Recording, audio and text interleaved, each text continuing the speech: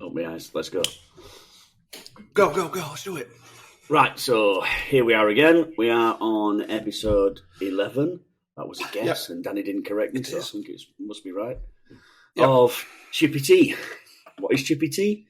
It's basically two blokes talking crap about the previous week with a little bit of screen printing mixed in, because it's about the only thing we have in common, apart from seagulls. Yep.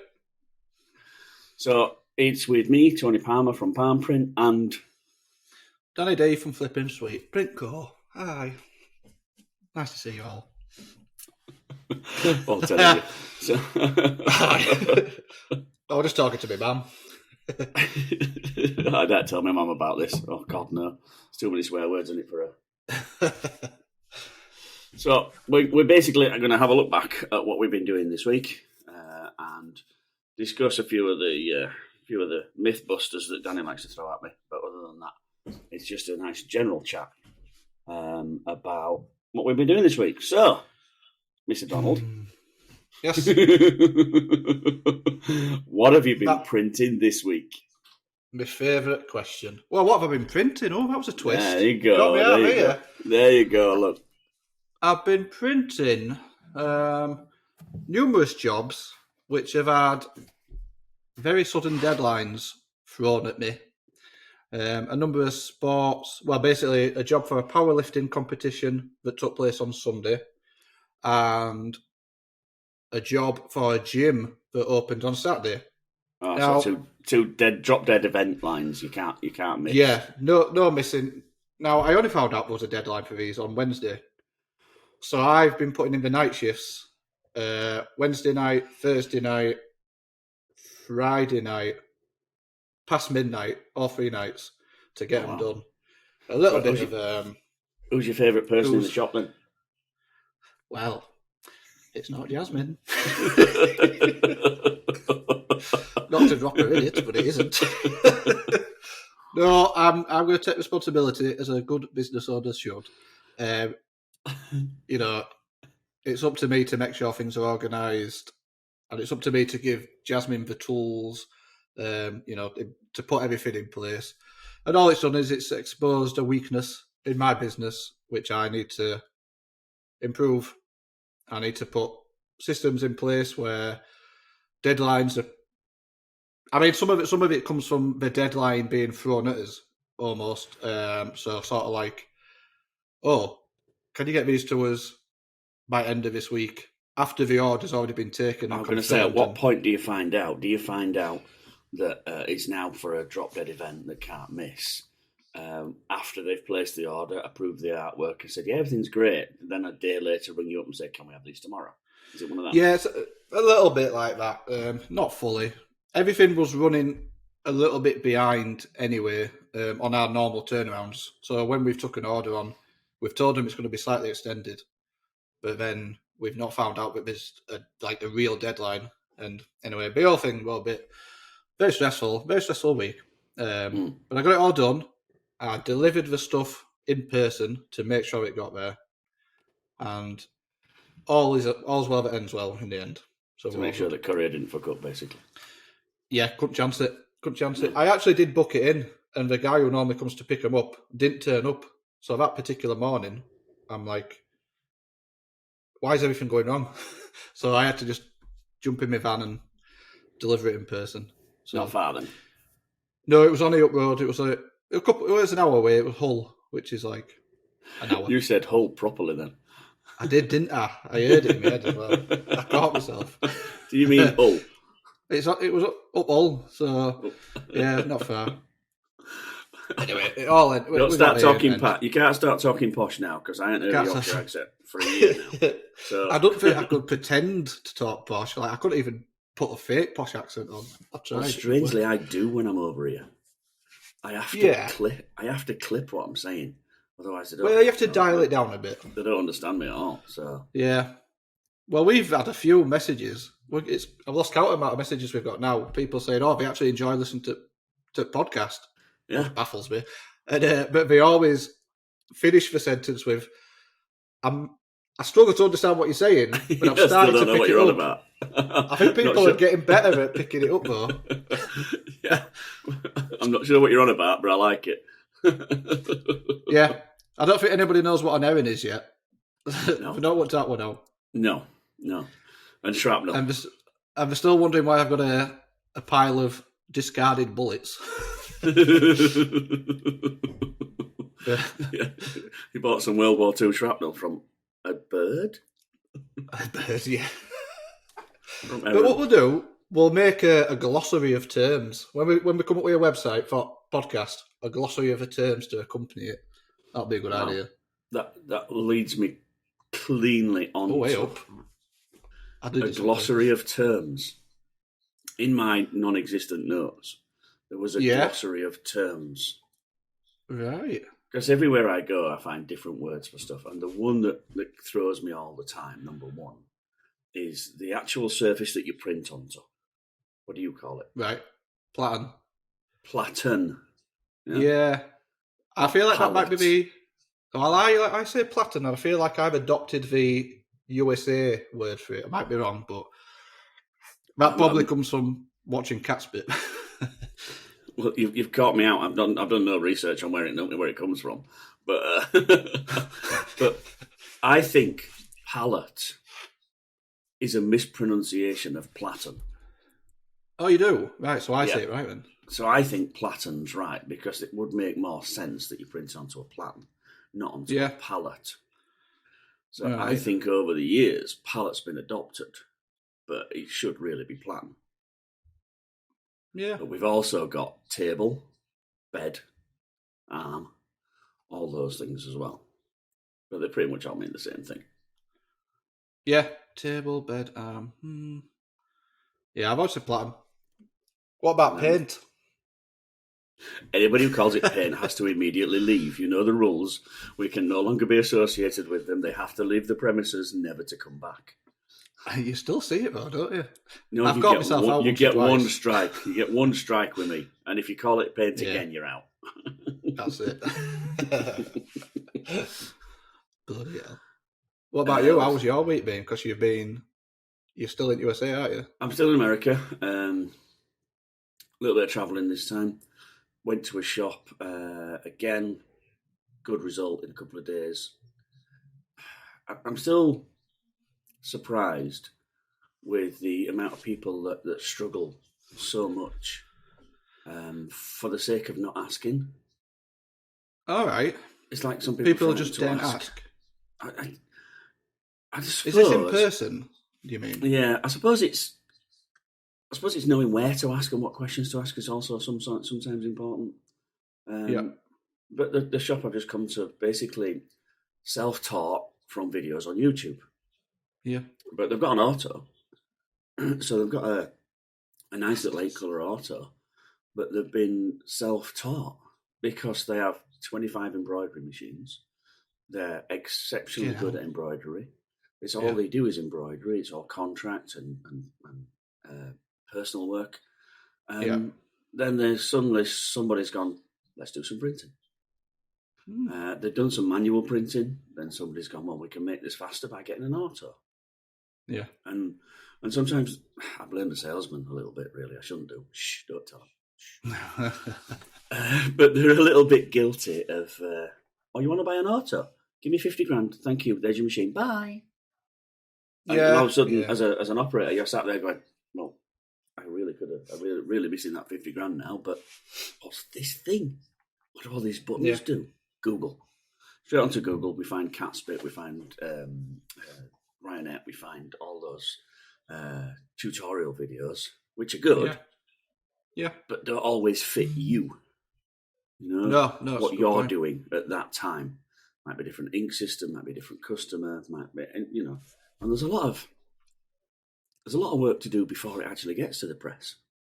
Oh yeah, and I think sometimes that's given not as much priority as it should have. Because that's almost the least important step because, or it almost comes.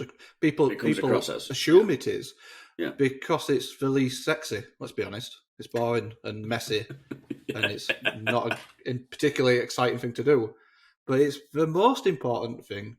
The most important thing that happens in a print shop happens in the dark room, or happens in your screen room. your clean room. The print press is second to everything. Yeah, it's the last bit. So yeah, I fully agree, and that's what I've been sort of concentrating on over the last year or so. Just trying to get people to. Someone taught me a PPPP. Don't know if you know it.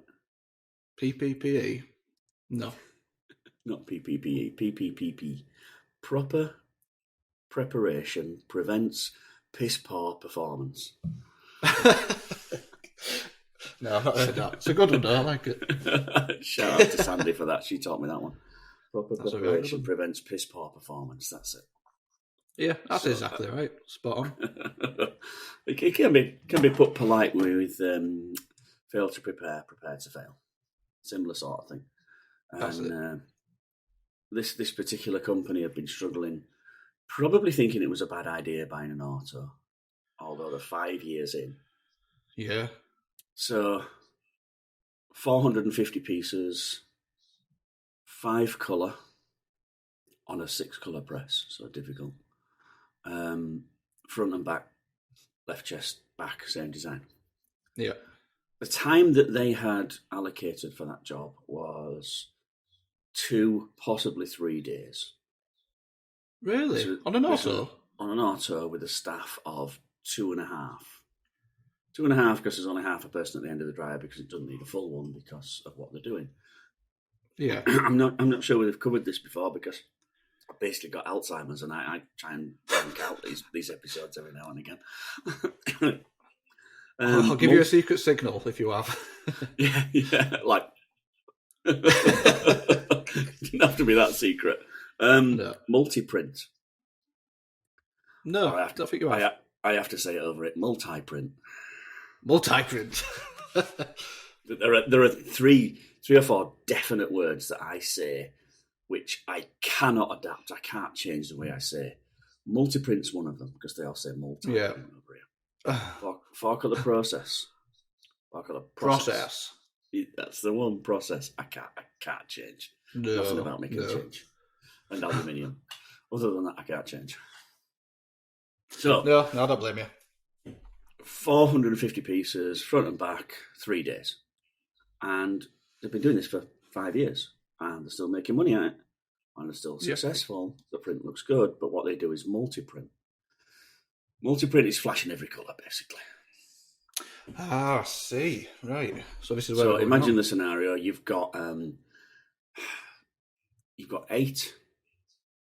No, you've got 6 frame holders, 6 places to put colours. Yep. You take one out and put a flash in. So now you can only print 5 colours. Now on an auto, you need time for the ink to cool down before you hit that colour after it's been under the flash. So we put delays in and we do all sorts of things to try and stop hot ink being printed straight away. It's got to cool down before something hits it. Yeah, of course. So in an ideal world, we'd have an empty station there. So that means I can only do 4 colours on a 6 colour press. Now this job's 5 colours, so cooling station's got to go. Got to run the risk of running it hot. There's a few things we can do to stop it sticking. But then because of a lack of understanding of mesh counts, squeegee blades, and colour order, they would just throw anything in and send it round base white, flash, colour 1. Then it would go all the way back round again, get flashed, and colour number 2. Then all the way round again, flashed, and colour number 3. You can't go backwards on these machines. You can only go one way. Right. So that means 5 revolutions gets me 8 shirts. Yeah. So it takes a long time, does that? You know, the machine's running machine probably prints about 100 pieces every 6 minutes. But when it's doing multiple revolutions, everything's times by 6. So it's almost like a DTG printer now. Yeah. Except it's good quality, you know what I mean? Take that, DTG printers. Is there any left? I can't see them anymore. I think DTF scared them away, hasn't it? It seems to have done, It's scaring me a bit as well. I went in a big shop last week It's got 17 of those big silly 400-gram machines. Yeah. And 5 of them were just stood still, not working, but the 2 DTS were churning out work left, right and centre. Yeah, So, yeah. That's scary. I'll never go back to digital. Sorry, go on. No. So back to my... come on, drag me back. I'm going on tangents. It's your job to drag me back. It's real slow auto. So basically really slow. Yeah. And, I mean, I've been doing this 30-odd years. 1987 I started doing this, so you do the maths. Maths. Remember? Maths, not math. 34. Not maths. So, it's got an S Is on that it. another American thing? It is, math? So, I'm going to be careful. I've got to get out of here yet. Yeah. We still go out till we get back. It's all right. So, 34 years I've been doing this. I reckon I can pretty much do anything. I'm not many jobs challenge me, although some do. This particular one was going to be difficult. Large area of coverage, no cooling station. And when I got there, they said, "Oh, we've saved this job for you," as usual. Saving this shit job. So, all right, okay. I can't do this job. What do you mean? If you put this job in now into this press, I can't print it. As much as I can pretty much solve all problems on a print machine and try and help you out, I can't print it like this. Well, why not? Well, first of all, we've got to buy some new blades because the blades you've got are crap. You've had them since the press was delivered, which is 5 years ago. So it's not clearing the mesh, number one. Oh, we wondered why. Yeah. Number two, you put everything on a 110, which is our equivalent of a 43. And it's just going to bleed like a stuffed pig. There's nothing I can do about it. Even I can't stop it. If you don't get the mesh counts right, I can't stop it from bleeding and smudging. And the only way I can stop it is multi-print. Yeah, multi-print. Nearly. I've been here too long. So we basically remade the job. Put some brand spanking shiny new squeegee blades in, which took around about 4 minutes to change. Should have just got a sharpener and sharpened them. Look at face on him. No. I'm not falling for it. It's just a trap you laid. I've seen it and I'm not stepping onto it. So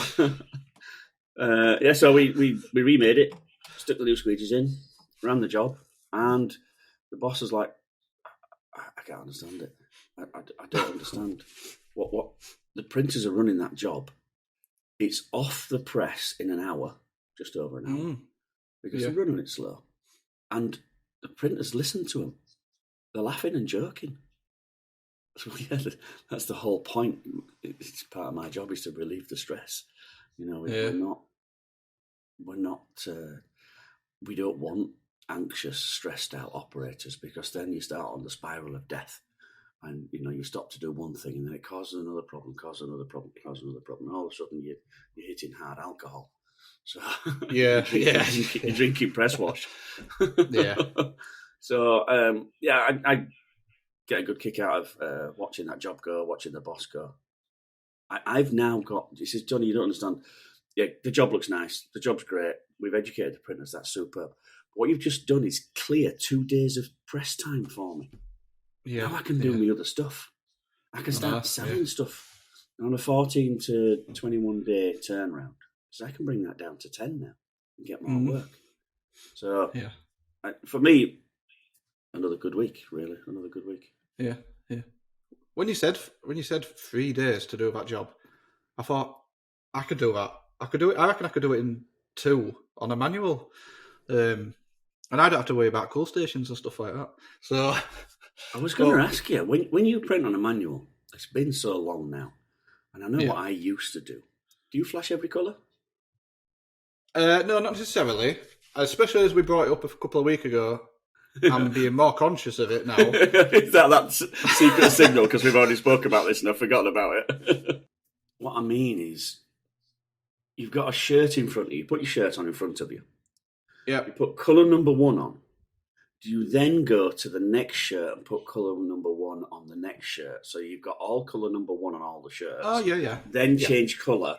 Or do you, with the shirt in front of you, because there's only you, I presume, shirt in front of you, put the shirt on, print colour 1, spin the carousel, colour number 2, spin the screens, colour number 3, colour number 4, colour number 5, then take the shirt off.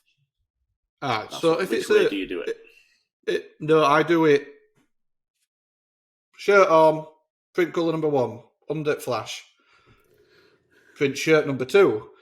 Now, under flash. Even if I'm not using a flash, so if I am printing wet on wet, it still goes in that direction. So I print each colour 6 shirts at a time, and then move on to colour number 2, 6 shirts. I don't know. It's just a habit of always. Have you tried whether it's more efficient not to? I think it's slower. I might be wrong. I think it's slower to go colour, shirt number 2, colour. I think. I mean, in theory, it shouldn't make much difference, should it, really? Well, if there's only you, the main difference is no flash. If there's a flash involved, then you need to go colour 1, 6 shirts, colour 2, 6 shirts. Yeah. But if it's wet on wet... If there's no flashing involved, you don't have to actually spin the palettes. Yeah.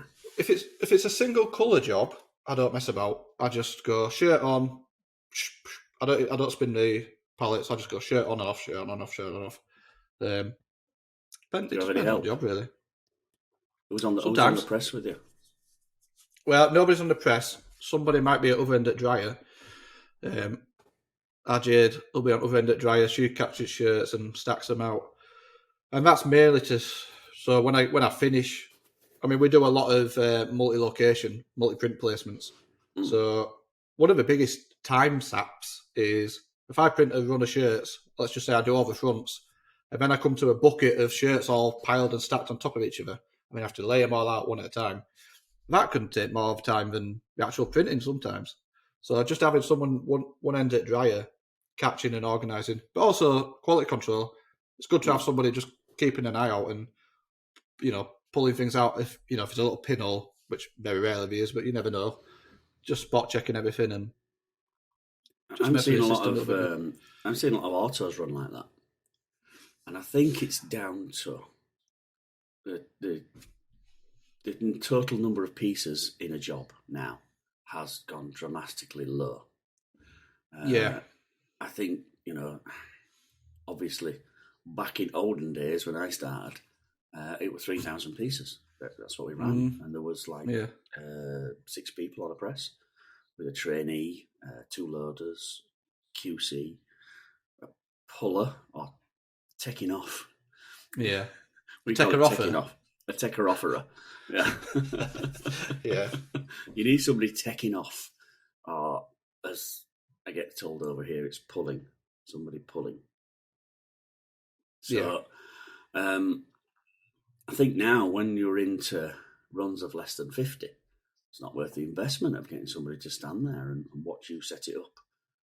And you can load as fast as you can print, so it's not worth it. But I still believe end at dryer, going all posh now.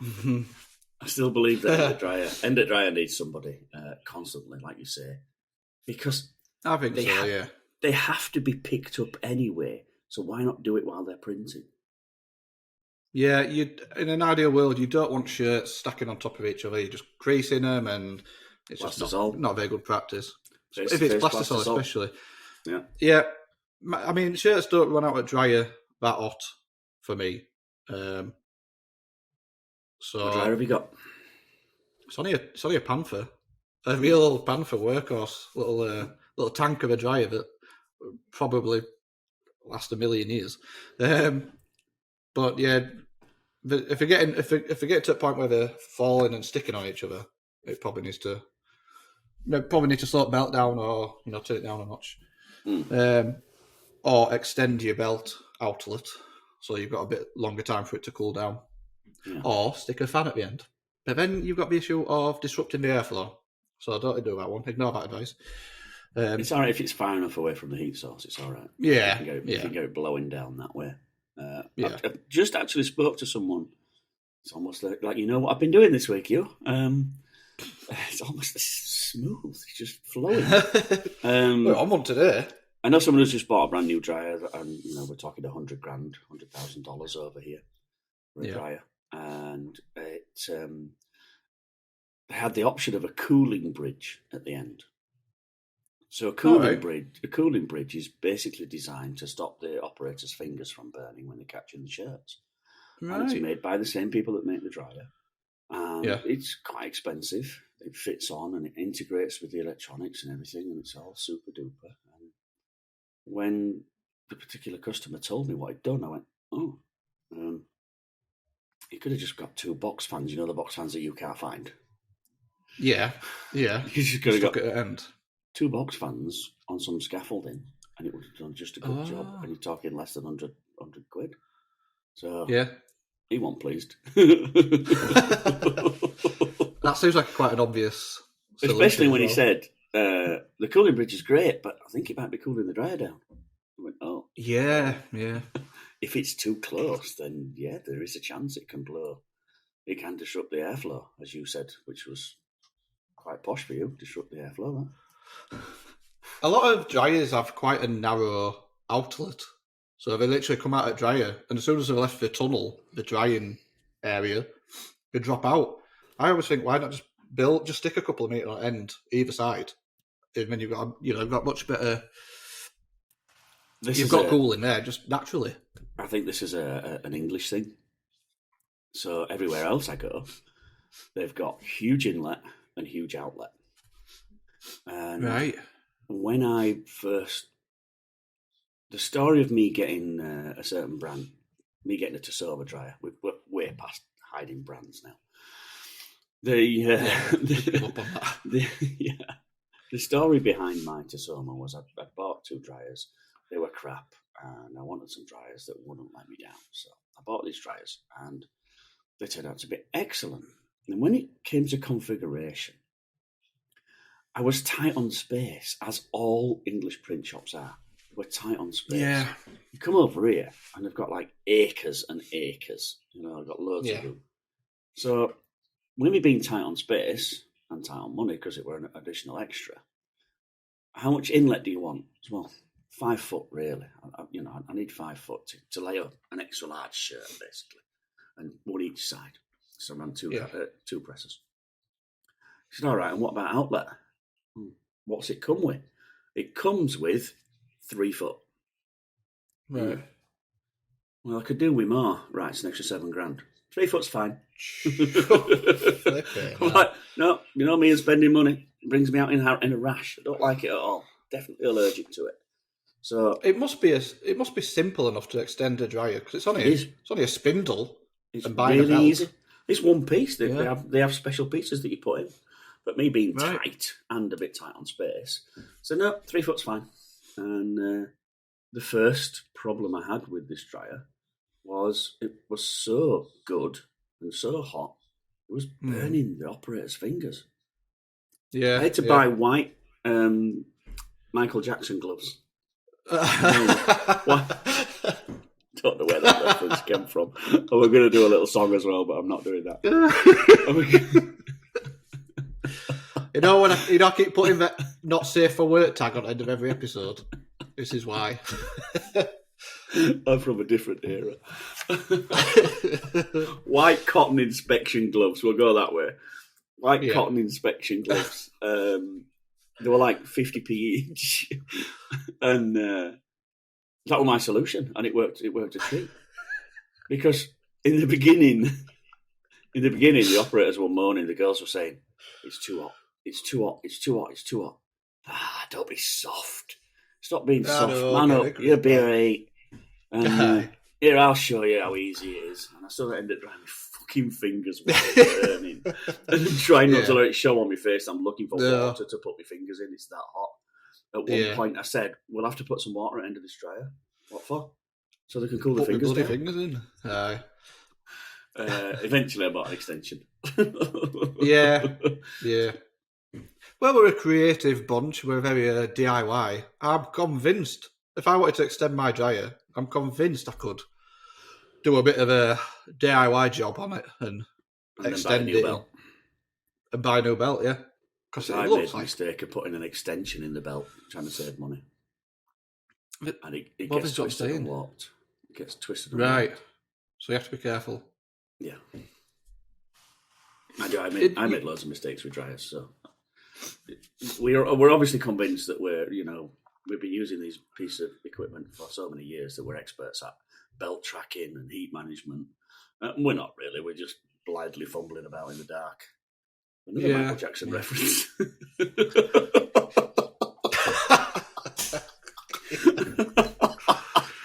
Oh dear! God. No, stop. How are we not kicked off yet?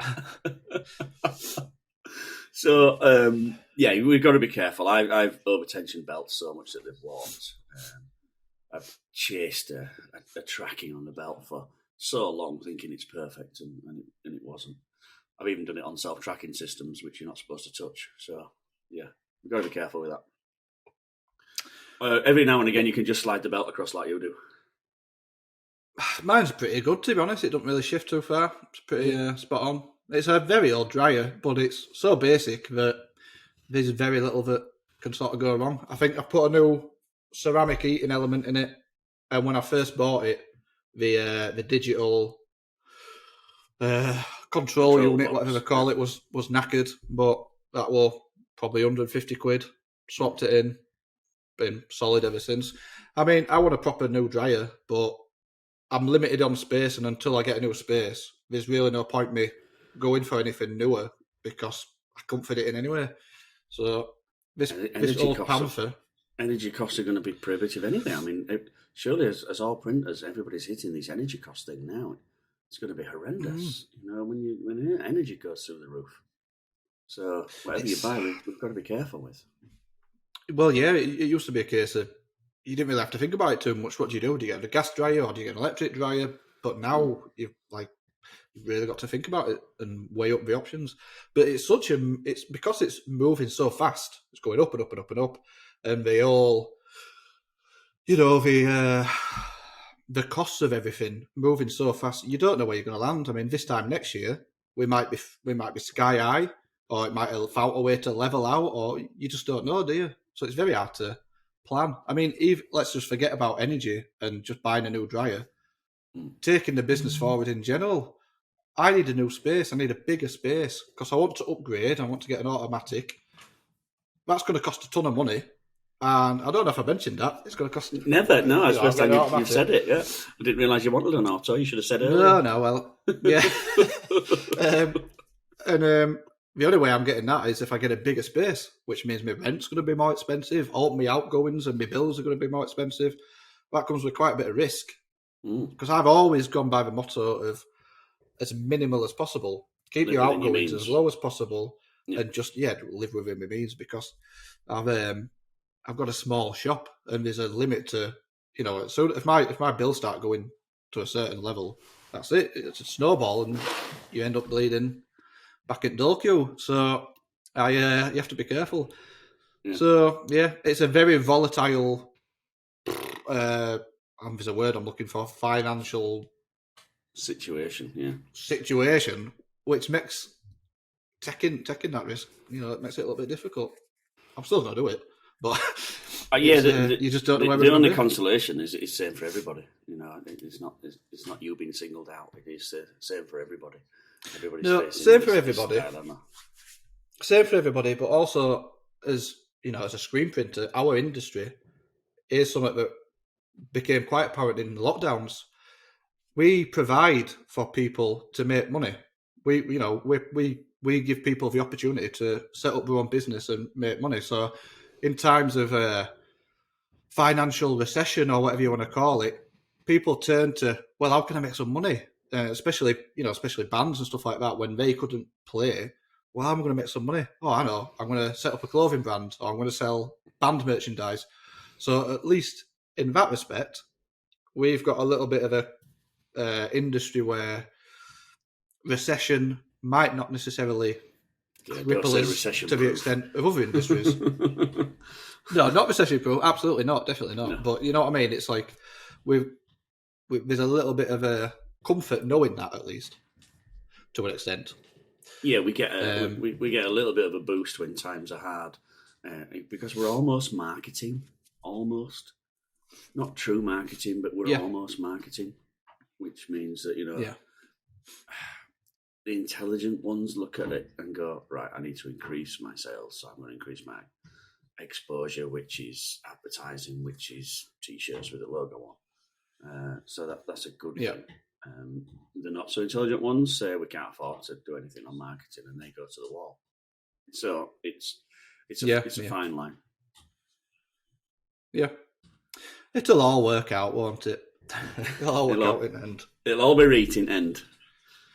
I did see, actually today, I saw an Instagram post from a disgruntled customer, not of mine, a disgruntled customer of another print shop. And it's a big print shop, a massive print shop. And it looks like they're in a spot of bother. And I won't single them out and say who it is, but it looks like they're in shit, which is very sad to see. But is it the one that's been in the news? That raised all the money by crowdfunding and now has been bought back by the original owner. Which has not gone down well. I'm going to say that out loud. It stinks. It stinks. Absolutely. It hasn't gone down well at all, has it? No, it absolutely stinks. It really does. I only read about it this morning. First I've heard of it, but I knew about it a while ago. But it smells. But it does a bit. I won't say any more because that's bordering on litigious. So let's not go down that road. No. Right. So let's change the topic and You never do this. Take you on a journey. I will take you on a journey. So Tony, you'll take a minute, have a deep breath, chill out. Okay. I'm gonna give you a scenario, right? You remember that desert island of yours? Yeah. With your little Tom Cruise print shop. Yeah. Tom Cruise print shop. I've sent you a present, right? It's coming on an helicopter. We're going to drop it into your shop on a pallet with a what do they call them? A parachute. Float its way down. It's a brand new 6-colour manual. I don't know what brand. What's your favourite colour? What's your favourite colour? Oh man! Well, first of all, favourite colour. What the fuck am I going to do with this? Don't worry. I'll get to this bit. Blue. I just want to know your favourite colour. Favourite colour, blue. Well, that's flipping an iron. Right. Well, I've dropped a brand new Anatole Thunder, and I've had it custom painted blue for you. A red one. Beautiful, pristine. Oh no, we've painted on it red because red's awful. So we painted on it red. It's dark blue, just like your shirt. Okay. Right. It's going on its maiden voyage. You're going to give it a spin, and you're going to chuck 6 screens up there. So it's a 6-colour job. Under base white, 4 top colours, and then a highlight white. Okay. It's going to be beautiful. It's a beautiful print. Neon colours. It's going to look mint. It's going to look mega. I don't know what the design is. It's a picture of your dog. Let's go with that. Okay. Wearing a neon t-shirt. Here's the dilemma. You've got 2 choices now. 2 options. So, you either have to print this job with water-based ink, but you are only allowed to push print, or you can print it plastisol, but you can pull. What are you saying? Plastisol. Which are you going for? Plastisol. Plastisol, right? Yeah. I can't push God, it. is it that bad? I just can't. I can't physically do it, but not because it's wrong. It is wrong, but you set me up that journey just to bring up the push-pull debate. Well done. Yeah. You've gone up in my estimation. You really have. It's years of doing one thing one way and then somebody trying to tell you to do it another. When you know you're right. I mean, in all seriousness, is it fundamentally wrong? Or is it just a case of it's just what you know? You stick to what you know, stick to what you're comfortable because you've been doing it a long time. It's purely stick to what you know. Absolutely 100%. There's some technological, scientific arguments for not using the blade as it should be, as it's designed to be used. Yeah. So we are not using we're not getting the correct bend on the blade because obviously we're using the short bit to push the ink through instead of the long bit. Yeah. So there's a scientific bit there, but we're not printing pound notes for Christ's sake. We're only printing T-shirts. Nobody died. No. And I suppose you could go the other way, that pushing towards a solid object is the best way of getting perfect registration. Yeah. So bear with me. You've got the clamp, yeah? Yeah. If you pull away from the clamp, then there's a chance that you could pull out of the clamp. Right, yeah. If your screen is butt up against the back of the clamp, there is no way that screen can move. So that theory also applies in autos. With the on the MHMs, the front clamp is a rigid, constant, won't move, and the back clamp is what holds the screen in. So it holds the screen that way rather than that way. Right. Because it's better, and that's it. End of story. So when you're printing, obviously it would, and the Austrians who make the machines say it is absolutely, the best way to print is against the solid immovable object. Then there's no way of any screen coming out or moving. And although I 100% agree with them, and I see the scientific backup behind it, I still use the presses the other way around. Yeah, I still I still print away from myself. I push print on an auto. Oh Christ, I push print on an auto. Push print on an auto. So hang on. So I print from front to back on an auto, but the squeegee's held that way, not that way. Right, I see. Okay. So the squeegees are held there. It's almost like I'm stood in the centre of the press pulling. There you go. I don't push. I stand in the centre of the press and pull. Right, all right. Well, so I do it that way, and the Austrians say to me, "No, Tony, you must teach the people to do it the other way." I'm like, I can't undo 25, 30 years of conditional printing. Plus, I want to see the empty screen when it's printed. Yeah. And there's nothing I can do to break that habit. I've got some printers who print the other way against a solid object, against a solid frame holder, and squeegees just look wrong all the time. So, no right or wrong. We've got, there's room for in this world for everybody. Room for everybody. Well, it's a bit like the plaster-for-sol versus water-based debate, which we've touched on a million times, but it still rages. It still rages. It's still a big bone of contention, and I still say it comes down to you or customer. If you want to do it because you want to save the turtles and dolphins, good on you. If you if your customer demands it, charge them more. Simple as that. Yeah. But as far as printing goes, so I've had conversations with lots of people, lots of printers in both camps, and you know what? It usually boils down to one thing. What did you start with? And that's it. What you got used to as a printer is what works best for you. I start with plastisol, and I find printing plastisol a piece of piss. Water-based does me head in. Whereas I can speak to, I don't know, Sarah from Ekpress. Yeah, she tried plastisol once. And she thinks plastisol's the devil. She thinks it's awful. Do you remember her trying plastisol once? She bought plastisol once. She told me she did. I think she tried to clean it with water. She's like, I don't know what to do with this. It's crap. It's so stiff and hard to use. Yeah. She's not a fan of it, is she? But again, she'll be pleased she's got another mention. What do you know? That's 2 in a row, that. I know, yeah. It was just first person. No, because she's the one who gives me the most stick about printing plastisol. That's why first one that came to my head. Oh dear. I started with water-based, but plastisol's so easy. I've got, I've spent the last couple of weeks introducing people to water-based, and although it sounds great, get introduced to water-based, everything looks super, but then I have to tell them, you can't go home. What do you mean? No. You can't just go to a pub. You've got to stay here and watch this.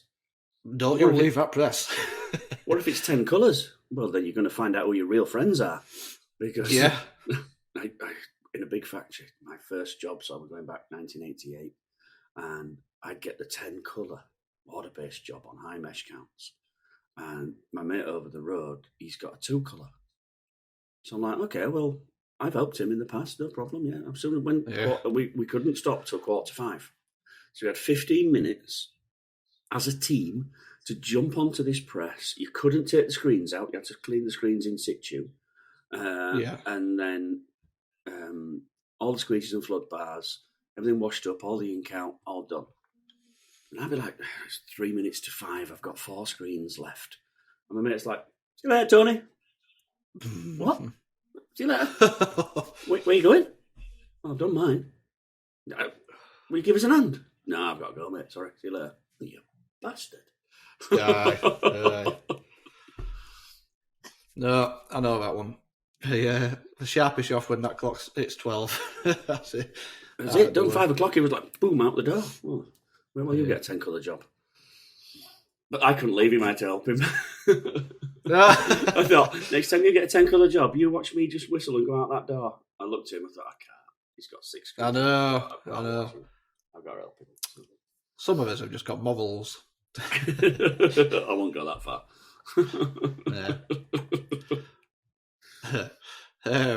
So I've been having a bit of bother in the screen room. I've just been preaching how screen room is the most important room. I've been having a bit of bother, you know. I've been trying to get.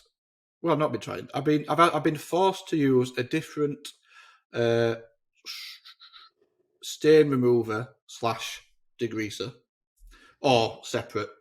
So a stain remover and a degreaser. Okay. Because the stuff I used to use the pink stuff from CCI, Chemical Consultants Inc. or something. And that shit was fantastic. That's really good stuff. And it was a stain remover / degreaser all in one. It was like a pink paste. You brush it on, and it melted any stains. Your screens came out immaculate, and it's 2 steps in one. So you save a ton of time. Fantastic. I love that stuff. But getting it over here at UK has become basically just not possible.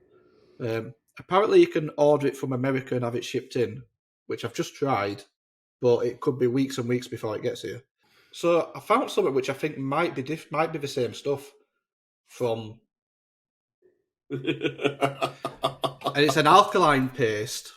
Now, I don't know if it's pink, but the word paste and alkaline makes me just take a wild guess and think maybe it's the same stuff. Or maybe it's the same. It does the same job. You've got to be careful with this one. It's what we used to call pre-gun paste.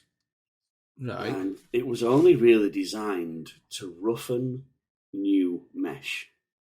So when mesh first came, when mesh first got delivered, it was so smooth and shiny and brand spanking new that emulsion won't stick to it. So we had to roughen it up. Now, obviously, we couldn't get sandpaper on it and roughen it up. So we used pre-gun paste, which is basically sodium hydrochloride. It's like really, really strong bleach. Like corrosive, really strong shit. And it's the one thing I ban from beginners using because it's so dangerous. You get one drop of that in your eye, you are blind. It doesn't hurt for a bit, you're blind. So as long as you're using eye protection, because don't forget what we do. We stick a brush in it, we flop it all over it, and we go like that. We've got our head in there, we're going like that.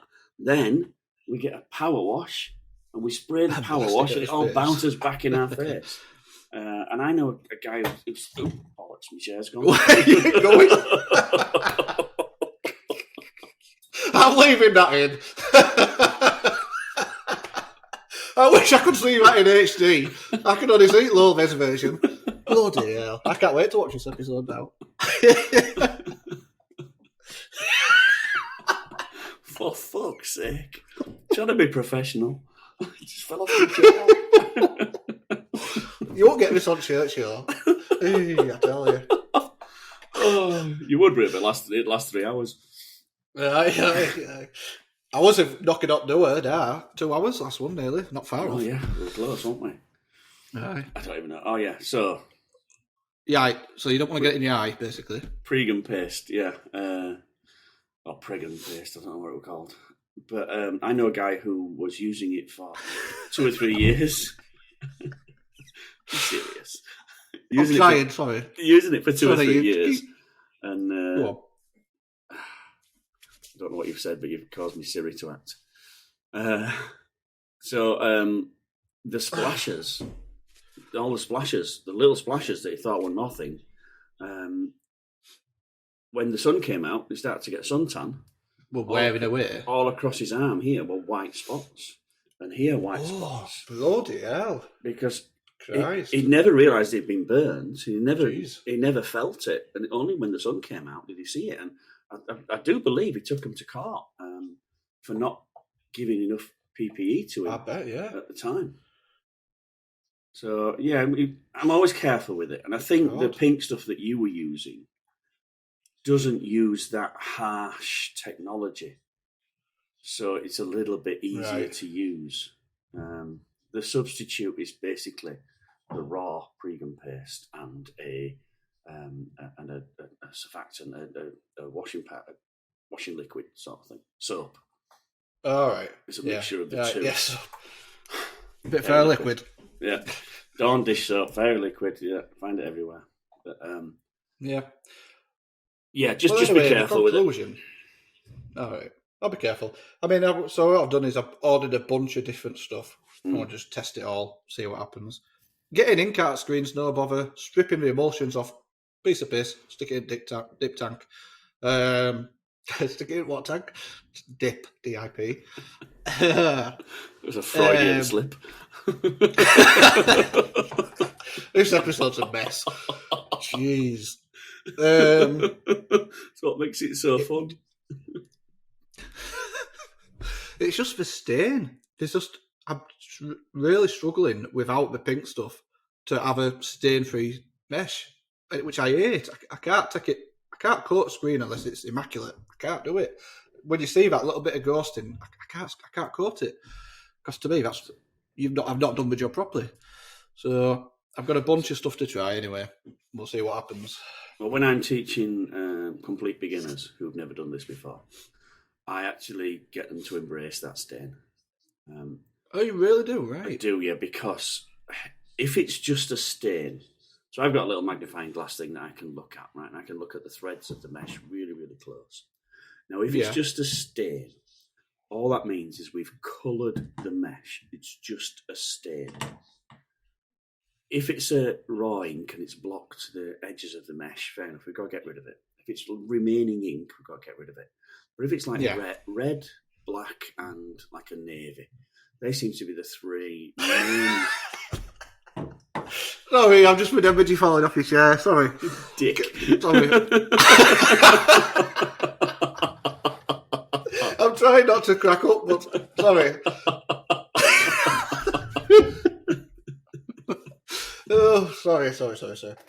Yeah, so it's like, if it's just staining, I guess that makes sense. All we're doing is colouring the really mesh. out. So, it's like having a screen that's got yellow mesh and white mesh in it.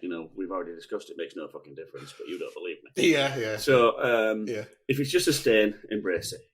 And then as you get more confident and you get the proper PPE, then use the haze remover. So the haze remover you put on with a coating trough. Yeah, that's a new one to me. I saw you put that on your story and I was like, I've never heard of that. And now I'm going to take a guess and say that's because it is so harsh. You don't want to be slapping it on with a brush. Just coat it on. Is that why? It's sort of twofold. And I'm not an expert. I'm certainly not a chemical expert at all. But we have to put it on and let it dry. So it has to crystallise. Oh, you let it dry. Right. It has to crystallise. That's where it works. It crystallises and grabs hold of everything. And then it's a 2-part process. We don't rinse it with water. We add an activator to it. So the activator is usually a screen wash. I think the one that we're talking about is an A6. It's an activator that can stop Siri going like that. What's going on? So Siri's just reminded me to just be careful on that chair. It looks a bit wobbly. So yeah, it's a 2-part process. So what we do in a big shop, it'd be once a month. Once a month, you'll pull out all your dirty stained screens that you're really not happy with, that you've had a go at and you can't get out. You will use a coating trough to coat them in this bleachy paste, and then let it dry and crystallise overnight. Then next morning, you will come and use a brush and an activator with the screen wash, and then you'll blush. Then you'll blast it off. Right. Then you'll rinse it with water first to stop the splashes, and then you'll blast it. Maybe that's probably where I'm going wrong. I'm just applying it with a brush, giving it 5-10 minutes, and then power washing it and wondering why not it's happening. Yeah, it needs more time. Maybe that's why. It needs more time. Right. It's got to burn those stains off, basically. I really didn't. Right. Well, I'm just going to try and get the pink stuff in because it's way better. Way easier. You literally just brush it on, give it 5 minutes, power wash it, gone. No bother. Even real stubborn stuff that you've had on for years, gone. Yeah. The quicker you get to a stain, the better. That's for sure. Yeah. Well, I don't have the luxury of a screen room goblin, so they can sit there for a week, and then I do them all in one go. Yeah. So, and I know that doesn't help. It definitely doesn't. So my next assignment this week is a place that's just bought one of those fancy screen reclaiming machines. So, all right. Yeah, that's going to be fun when they find out that it's not as fantastic as they think it is. But there you go. Someone over here's just got one as well. Or not over it, closer to Wales. Alex, yeah. Yeah, he's just got a new one, hasn't he? Yeah, and he's doing all right with it because the guys there know what to put in it. And right. To be honest, I can't recommend him enough. Dean does a fantastic job at getting those machines singing and dancing. Usually where I've failed as well, I've tried to go in and try and get it working and just not quite there. But Dean goes in and does make them run because he doesn't sell those machines; he just sells the chemicals that goes in it. Yeah.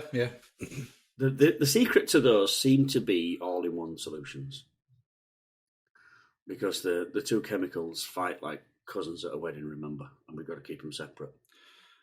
Yeah, and so if we put the same thing in two chambers, it doesn't matter if they cross-contaminate. All right, I'm with you, yeah. So think about the stuff you put in your dip tank. Yeah. That fetches ink and emulsion off. In theory. Mine doesn't. Mine just strips the emulsion and leaves the bloody ink. But in theory, it should. Yeah.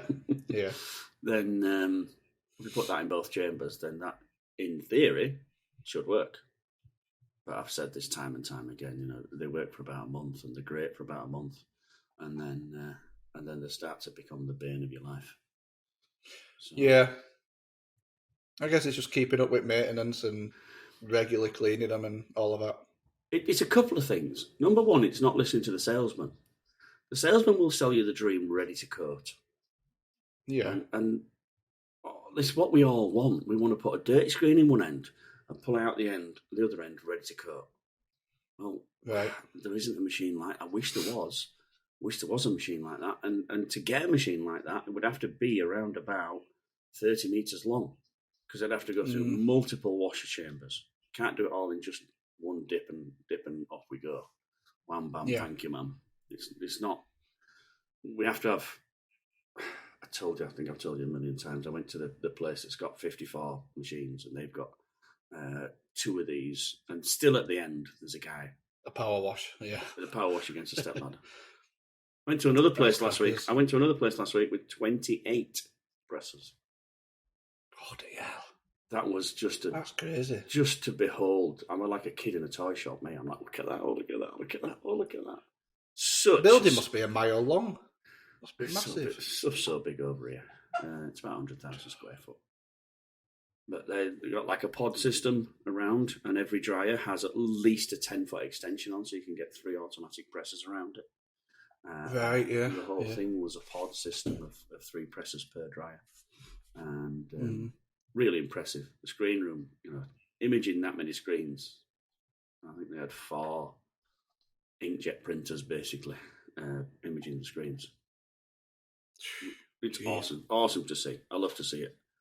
Because then you go into the next room and it's just rows and rows of embroidery machines. Wow, this is just super. How do you feel about combining businesses? Because I've always been a little bit against that. I want to be a master screen printer. I don't want to then designate some time learning how to be, how to embroider. And I know it's a bit difficult because if you want to be competitive, most print shops have an embroidery system, and they might even have an heat press for vinyl and stuff like that. And you can pretty much, if you want anything, you can get it from a print shop. Whereas if you come to me, it's very specific what I can do for you. And then I have to send you down the road or send you to someone else across the country to do your embroidery or your workwear or whatever, But I've always been more of the mindset, focus all your time into what I want to master, what I want to be a master at doing. And anything else is just a distraction, I don't want to be half-assed at everything. I just want to be utterly amazing at one thing. Jack of all trades, master of none. Yeah. It's an age-old debate of specialise or diversify. And it has been going on for longer than me and you have been talking shite on here. So I'm of the camp that you should strive to be a master garment decorator, because that's what you're doing. When you cut everything else out and you become a master screen printer, I think your scope is limited. And I think you're throwing money away. I think you're giving money to other businesses. If you don't want to do it, then offer the service and sub it out. So if you've got a mate that does embroidery that you keep giving work to, have a deal with him and say, look, do my embroidery work. Let me sub it out. And sub it out. You stick maybe 10% on the top, but you're not losing that business, because whoever you send them to might also be a printer. Yeah, well, that is the trouble. Quite often, you're sending someone out for embroidery, and then they're like, "Oh, you offer screen printing as well?" Oh, well, I'll just stick to you because I only have to send one email then. Yeah, I only have to pay one check, I only have to pay one invoice, I only have to deal with one person. And people are fundamentally lazy. That's what they want. They want you to solve all their problems for them. They've got some shirts to print and embroider. Right, well, I can send them all here, and he'll get it all done. Or I can send some to Danny. They'll be great, but then I've got to pull all the polo shirts out, and they've got to go to be embroidered. Yeah, and they want some names on the back. So for me, I think I'm a diversified person. Moving to objects that are in your area. It's dangerous because I think we spoke about the large format printer. Yeah. That's the danger. So large format printer can do print and cut vinyl. It's great for it. Yeah. But it can also do you enough to wrap a van. So you don't want to... Do you offer that service because you've got the equipment and you've got to pay for it? Or do you stick to what you're good at? Yeah, well, speaking from experience, I had a large format, and it was just a distraction. It just took me, because it's easier to sell large format stuff. Yeah, no number of colours, no base, no banners. No, it's easier. But ultimately, that took me away from the focus of being a screen printer.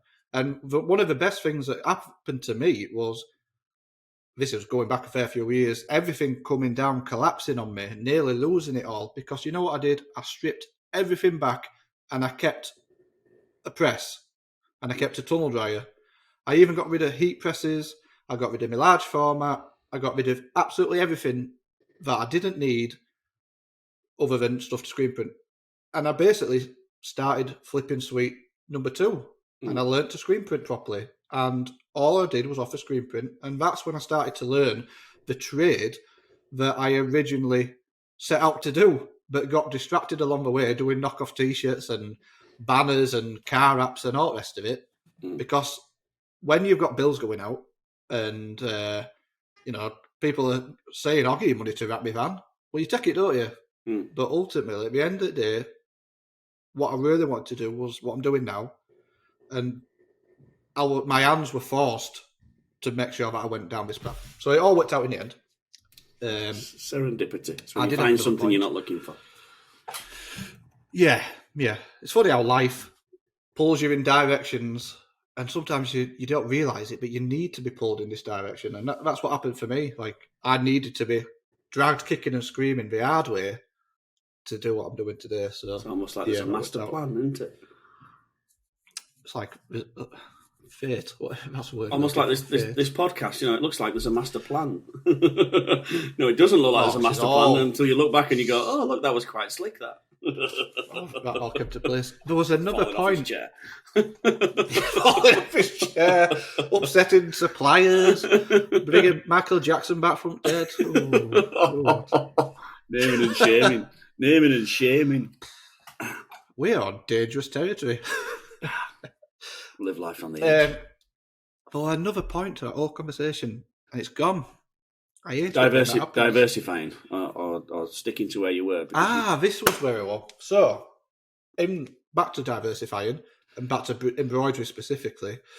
So, as I've just said, I want to be a screen printer. That's all I want to do, and I want to master that. And, now embroidery, as we've just said, quite often we'll get emails from people saying, "Oh, well, I want 100 t-shirts. Oh, can you do me some hats?" Well, I'm not going to print your hats. So you need to get them embroidered. So our ex Screen Goblin, Swamp Donkey, I planted the seed that why don't you get into embroidery? Why don't you do what I did? You get yourself an embroidery machine, best you can afford, learn that craft, become a master embroiderer. And I set him up back at shop, and for a little while it worked out pretty well. Anybody who needed embroidery, I'd take it to the back room, say, "Here you go, here's an order for you. Crack on. Master it. Become a master embroiderer." So I basically hosted somebody doing it, so I didn't have to put any attention into it. It was no stress on my part. It was literally just... But if anybody asked, Flipping Sweet at the time could do embroidery. That all fell tits up in the end. But that sounds like a good idea. That was the route I went down. It wasn't a bad idea because it contributed a little bit of rent. It set him up as a business, and it was working. It worked really well. In the end, it didn't. In the end, it all went tits up because I don't know, multiple different reasons. But he went and set it up in his garage, and I've got an empty spare room now, full of crap. But that was the route I thought that was a really sensible idea at the time. Yeah, it we could offer embroidery. But then you're faced with that dilemma, then, aren't you? You're the business owner. You can't run the embroidery machine and the screen print machine and the toasted sandwich machine. All you can do is one at a time. So machine it back. Therefore, you have to employ someone or trust someone to do work for you. And then your skills transfer from printing to running a business. And I think a lot of people hit that dilemma quite early on. And they realise, well, I can't do everything. Yeah. But I want to. Whereas you've gone, I can't do everything, so I don't want to. I just want to stick to this bit here. And stick to screen print. Yeah. And just be good at screen print. Yeah, that's... Unless you're planning on growing and you're going to have multiple employees, I don't see how you could... It's very hard to juggle everything. I mean, just as a business owner, the amount of stuff I have to do to then start diversifying into embroidery and heat press and DTG and stuff like that, like, I couldn't possibly master never do DTG, let's face it. Well, that'll never happen. You might do an ETF. I'd outsource it. We're going back to outsourcing question. You know what? I'll just outsource stuff. Yeah. It's easier for me. I want to be known as... Outsourcing is different to recommending. Yes, it is now. Right then. Now, and I would say, actually, I have gone down the route of recommending because it's blown back on me. I've outsourced embroidery. The customers hated it. Guess who pays the bill at the end of it who has to have it reprinted? Yeah. Freaking me. So I've cost myself a fortune just because the customer at the end of the line has gone, I don't quite like that. Yeah. So, yeah, recommending maybe. It's a difficult one, isn't it? Because you can't stick 10% on if you recommend. You can ask for a kickback. You could ask for a kickback, a referral fee, whatever you want to call it. You can ask a referral fee. Sounds a lot more legal than a kickback, doesn't it? Yeah. A referral fee. Took us a quid. Yeah, just say, whatever work I give you over the year, give me 5% back at the end of the year and use it to pay for your Christmas party. Yeah. Which basically means a breakfast in Witherspoons. Boxing Day or Christmas Eve or whatever. All three of you. with a party. Yeah, it is. That's what we did. Yeah, we just got spoons on last day and have a breakfast. And we come back and get on with his work. Can't beat spoons. I don't splash out. I'm not going to knock spoons. No. Can't beat. As someone who travels all around the UK, spoons is a constant. Apart from getting a nosebleed when you go to the toilet, because they're always like 500 feet up in air. Why do they do that? Yeah, a million steps, don't they? I don't know why they do that. But, yeah, where have we gone to spoons, anyway? Yeah, I think they're a definite constant, so I'm all right with that. I think I've spent most of this episode itching my nose. I've had an itch all freaking episode. I probably look stupid. I can't see. I don't right, know. So let me... You're just a blurry yeah, it's too face. blurry. Yeah. So, Tony, we've had a very deep conversation about a lot of things today. Let's lighten the mood a bit. What's your plan for the rest of the week? Because have you got one more week left in America? Yeah, this is my last week. I'm in Florida, which is nice because it's actually warm. You know the temperature we've just had where everything stopped. They put the big coats on at that temperature, so it's it's nice. Shorts are out, legs are out. Today's a bank holiday, so I'm off the beach. Nice chill day. Yeah, and you're off the beach. I am, yeah, definitely, yeah. I won't be dodging turds. I won't be getting me brown. Don't be wings. dodging turds. I won't be getting me brown. You have to see my old mate Stephen. Stephen will definitely be there, loud as ever, and because it's American culture. Everybody thinks we all have the same culture. American culture is work. They don't have what we call, vacations and days off. And days off and bank holidays. They have about 4 or 5 national holidays. And when they go away, it's a week. We want to go away for 3 weeks and 4 weeks at a time. They'll have a week or a long weekend. Friday, Saturday, Sunday, Monday. Yeah. That's a long vacation to them. Very, very work oriented. Real big difference. Interesting. It's all about long days and no days off and work committed. Get up at 8. From the owner is in at 8, and the owner doesn't leave till 7, 8 at night. It's all about work. They're not a big leisure place. That's strange that we have such. No, you won't think that either when you look at what you see of USA on TV, the films and the programs. It's big flashing light casinos and beaches on Miami and all that stuff. But they do it, but they don't do it for the amount of time that we do.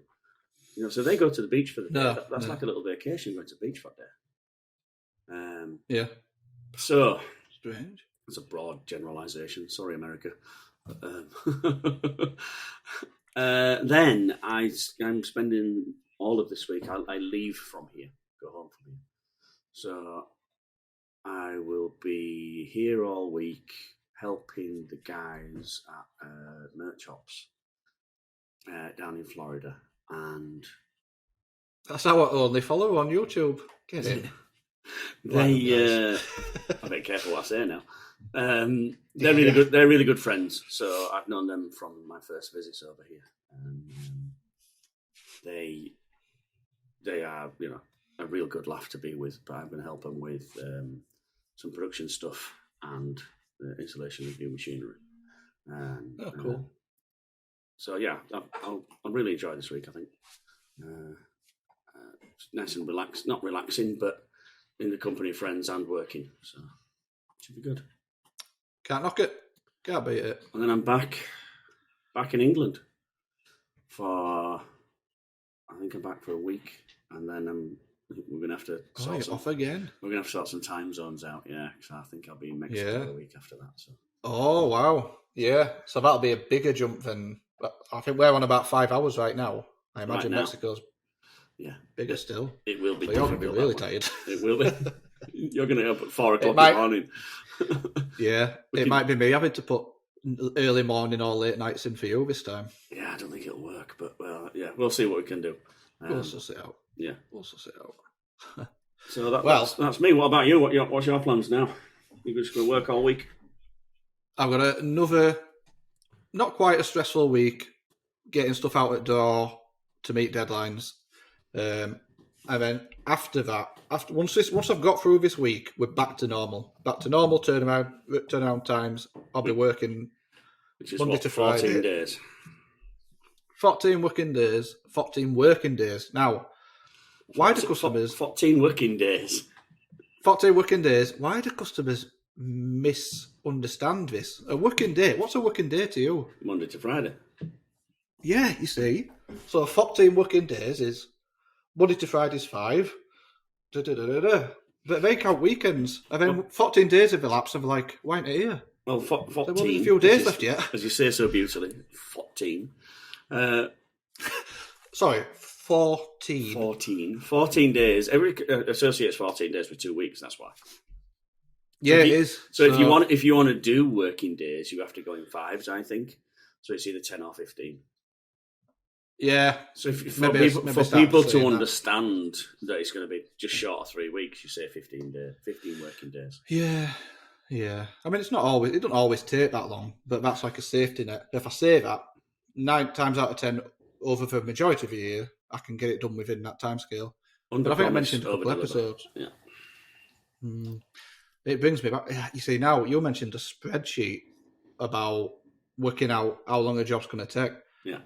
I think you need to sell that bugger. You need to put that on Chippy Tee. You need to put that on the Chippy Tee Patreon for a small fee, and I'll be your first customer because I'll buy it. Behind the paywall. We'll have to go behind the paywall. It don't work for manual. I don't think it'll work for manual. I'm not sure how.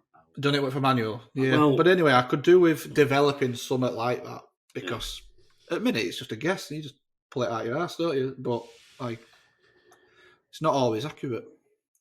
There's some big software companies out there certainly the print industry that are taking advantage of that. All right. There's a big one over here all the time. I hear it over here, and people in the UK using it as well. I think you use it, don't you? Is it soft to touch? No. No, not that one. I've no idea what that means, soft to touch. Oh, so it's not that one then, right? I love this game. It's like screen print. What's the game? Pictionary or whatever, where you have to mime the. What do Australians call afternoon? Yes, right. I'm with you. So yeah, they're big over here, and a lot of people in the UK use them as well. But the same with any system, it has to fit everything. You can't just use one part of it. You've got to sort of live in that environment. That's what you're invoicing, your purchasing, and everything. But certainly some of the places over here, which are like one-man bands like yourself, they love it. They think it's great because it handles everything, including the ordering of stock, which is... Well, it does over here, but over here, I don't think it links up in this country. I think that's a feature that you lose, if I'm not wrong. I mean, I looked into it a few years ago, and I think at the time, my pricing structure, I think I mentioned before, everything was a flat fee. If you ordered 20 T-shirts with 6 colours, it didn't matter what T-shirt or garment it were going on, the print cost was exactly the same. Whereas now I've switched to more percentage-based. I think that system might work for me now. So maybe I should revisit it and have a look. But your delivery just turned up. What the fuck's that? UPS. Christ knows. I'm in a hotel, right, and I've been to this place 3 times, and it's not the best hotel in the world, but I'm not on holiday, I'm working, so I went to book it and it was full yesterday, so I thought, oh shit, I've already arranged there's 2 technicians coming down tomorrow to fit this new machine that they've bought, and I'm like, oh, I've told them to book into this hotel, so I've got to book into this hotel. But on the Saturday night, I found another hotel within half a mile. All good, no problem. Went to it. Really nice hotel. Nice and clean, nice and modern, good Wi-Fi, all sorted. Then I had to check out to come here. And when I came here, I don't know if you can hear it or not, but the whole 3rd floor is under construction. Oh, I heard some banging earlier. I wondered what was going on next door. So there are bits not working. There are lifts not working. There are stairways closed off. There are the laundry's all closed off. And between 9 and 6 a.m. Yeah. Basically. I heard it earlier. So I thought, awesome. I've recommended this hotel to two technicians that are coming down to fit a new machine tomorrow. So I'm going to be popular. Like, Tony, They're going to love you. Why have you got us to say this shithole? Oh, well. A few more days of it, Well, so I'll tell you what else I'm going to do now then. So my week. So I'll give you the lowlights. We've done this episode in reverse, haven't we? So my week upcoming. Yeah. It's going to be all right. It's going to be a bit stressful getting everything out, but I'll manage, and it's way less stressful than last week as long as everything goes smoothly. At the end of this week, I am going to shut the door, lock it, and I'm not allowed back in all weekend this time. Are you having a weekend off? I'm having a weekend off, and I'm going to watch Ed Sheeran. No, I'm not going to go watch Ed Sheeran. I want to take a box of Ed Sheeran shirts. I'm going to stand outside. I'm going to try flog them. No, I'm not going to do that. I'm going in to something it's called a flotation tank. So I tried this a few weeks ago, and I saw you posted something about this. Yeah, it blew my mind. It's fantastic. And what you do is basically it's a tank full of Epsom salts, and because of the water to salt ratio, it's incredibly buoyant. So you lie in this tank and you float. You literally float. And what we call it's a sensory deprivation tank. So the idea is to switch off your senses, all of your senses, as much as possible. So you can't hear anything. It's pitch black. You can't feel anything because you're floating. So you can't you could bump into sides if you're moving about, but you sort of settle down still. And you literally feel like you're floating in silence, pitch black. It's fantastic. And I had an hour, and it's the best hour I've ever had in my life because for the first 15 minutes, I thought about printing, and I thought about emails, and I thought about the things that just stressed me out. But eventually, you know, and I think this is something that you get better at the more you do, you actually switch off. I can't believe it. I've never done that. I've not done that in 10 years. Actually switched off. So this weekend, after a stressful week, I'm off to lie in that for an hour and just switch off. And then I don't know what I'll do with the rest of my weekend. But yeah, that's my new thing that now. I'm happy I've discovered this. I can't recommend it enough. It's such an amazing feeling to just slow your mind down for an hour. So they've been around for a long time. And the biggest, most famous person that pushed those was Princess Diana. Really? Right. Yeah. Wow. She was a big proponent, a big supporter of flotation tanks. Right. So that's when they were big. Yeah, and it sort of come back around. I didn't know it'd come back around. I thought it died as a bit of a new age thing. I thought it had gone away. I think it's making a comeback. It's making a comeback for the sports industry. So it's supposed to be very effective at recovery. So if you've got muscle soreness, there's that as well. And I think a lot of people use a combination of all of it together. You know, they'll go for a float tank or they'll go for an ice bath. They use a combination. But I've had a dodgy knee for about a year now, and I did this float tank, and best it's ever felt. I could actually run up the stairs again. I couldn't believe it. Normally I hobble about like a 90-year-old bloke, but I can walk about now. So yeah, it was fantastic. So how much did you pay for somebody to lock you in an airing cupboard and throw what and basically put you in chuck water at you? Yeah. Oh, about 30 quid. Bargain. Well, we just tried. Lock yourself in the screen room. Sit in dip tank, shut door.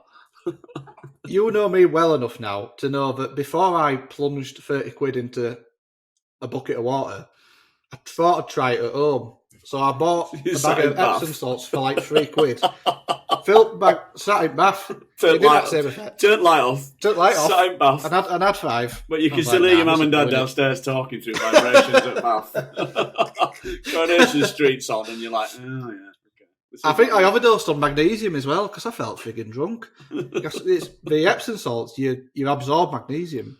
And so the first time I tried it in this bath, I started looking at when I got out. I started looking at when you're a bit drunk and you try to focus on something, and your eye goes, and then you try to focus back, and it drifts back up, and you can't catch it, can you? And it constantly drifts up.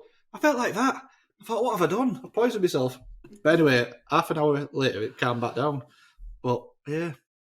So anyway, in a nutshell, trying to cheapskate and stick it in bath didn't work. So about 30 quid, I ended up having to pay it. But it's worth it. When we do next week's episode, is there going to be a dream catcher behind you with some incense? Yeah. Some incense burning and some little bells that you're going like that with? You'll be keep touching your ear. Going all hippies. Yeah, I'll be sat on the stool with legs crossed like that. And I'm going all new age. Be like Russell Brand. Yeah. I know. I'll have to grow my hair long. So that's it. And that's my weekend wrapped up, I think. I'm off for a sit down in a bucket full of salt. New age retreat. Yeah, new age retreat. You're going to sit in the middle of Brid in somebody's bath. No, it's in Doncaster. It's not too far from you, really, is it? Donny's not far. No. You don't go there for long though. No, be straight back. Right. Well, I think we've just about come to an end, haven't we? Of this week's episode. As usual, there's been a little bit of screen printing in there. So if you have, I don't think the screen print quality. I don't think the content of screen print's been over great this episode. This might be episode 3.2. This. No. We can. No, nothing's as bad as episode 3. We move on. We don't mention episode 3. Never happened. It helps when people are trying me hotel door, like, you know what I mean. But I wondered what I just did. Let them in, get them on. Get them on, see what crack is. Right, so thank you for tuning in and sticking with us. If you've got that sort of stamina and you've gone all the way through this episode, I think me and Danny checked out about 10 minutes ago, but well done for staying with us. It's been episode 11 of Chippy Tee podcast. If you do like what you've heard or seen, then don't forget to like, subscribe, tell other people, bribe them, give them some money. It's fine. We'll reimburse you. Just get as many people as you can interested on Spotify and YouTube, and we'll see you next week. All best. You stay safe. I'm going to clip you falling off that chair, you know.